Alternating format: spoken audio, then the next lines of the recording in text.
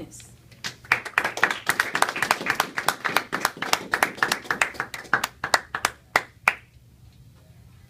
Fitness, fitness, fitness. It's so important to all of us. Abby, she's out there somewhere counting her steps on her Fitbit.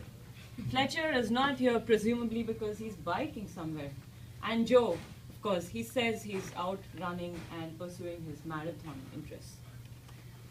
Let me tell you, I have done all of this and a lot more.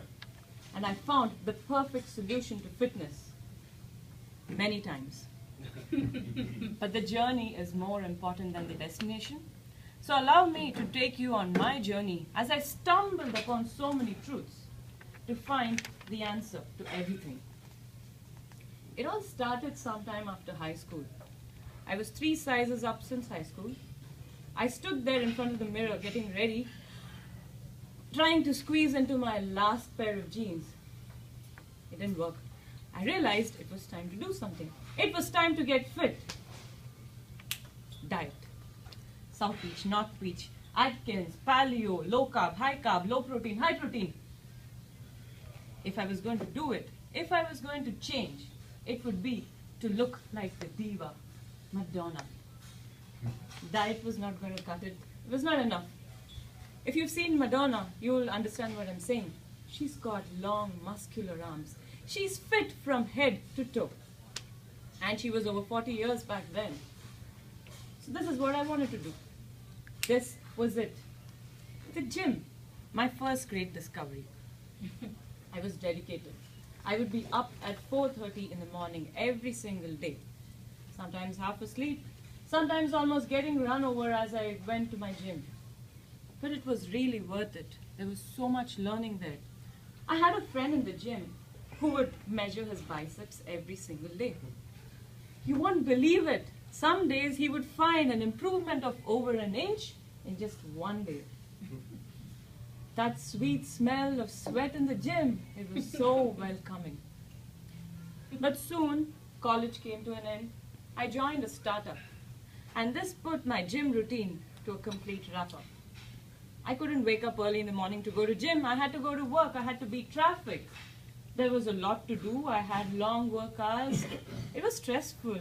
And this whole gym routine, adrenaline pumping, wasn't really helping. And whoever said that pumping iron in the gym, in a sweaty, stinky gym, was the only way to get fit? It was time to move on, to go find something more sensible, something that would keep me fit, but that would also keep me calm. So I was driving to work one day, and I noticed the school so close to home.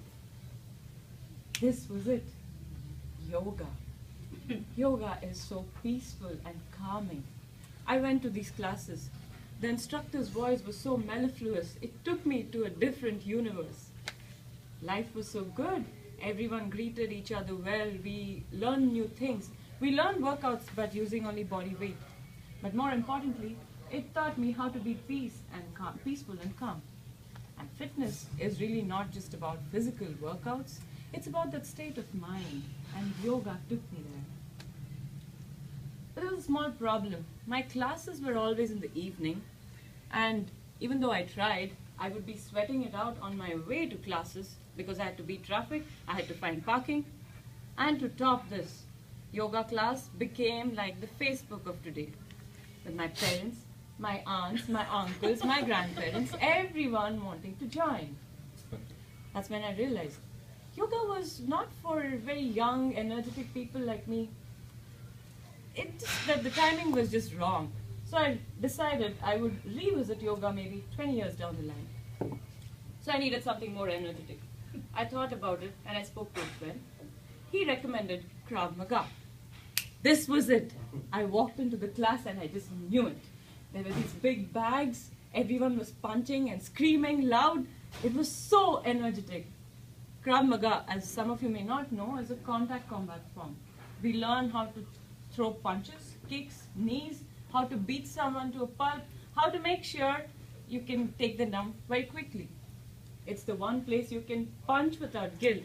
It's the one place Arjun and I can settle our differences without any problems.